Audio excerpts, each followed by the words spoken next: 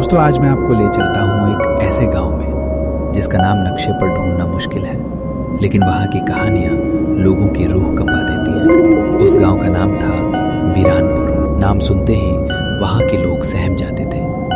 ये गांव चारों तरफ से घने जंगलों से घिरा हुआ था। दिन में तो यहाँ सब कुछ सामान्य लगता, लेकिन जैसे ही सूरज ढलता और अंधेरा अपनी चादर फैलाता, गांव में एक अजीब सा सन्नाटा पसर जाता। परिंदे अपने घोंसलों में दुबक जाते। गांव के पश्चिमी छोर पर खेतों के उस पार एक पुरानी टूटी फूटी हवेली थी। लोग कहते थे वो हवेली शापित है। पिछले 50 सालों से वहां कोई नहीं गया था, लेकिन हर अमावस की रात, जी हाँ, हर अमावस की रात उस हवेली की खिड़की में एक लालटेन जलती हुई दिखाई देती थी और हवाओं में एक आवाज गूंजती थी, जैसे कोई बहुत दर्द में रो रहा हो। एक शाम गांव की चौपाल पर चर्चा हो रही थी। काका हरिराम बोले, इस बार अमावस भारी है। हवेली वाली का गुस्सा बढ़ा हुआ है।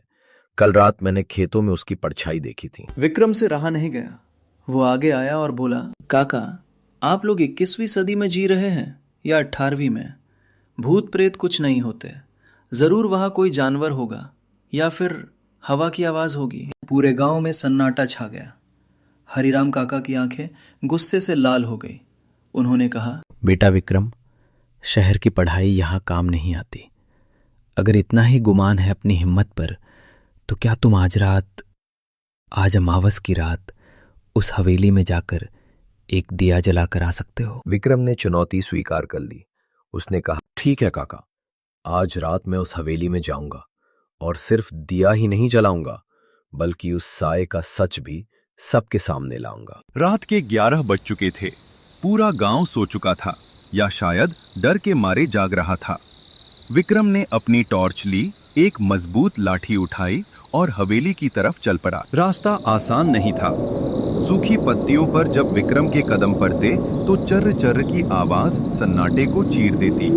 हवाएं तेज चल रही थीं, जैसे उसे वापस लौटने की चेतावनी दे रही हूं।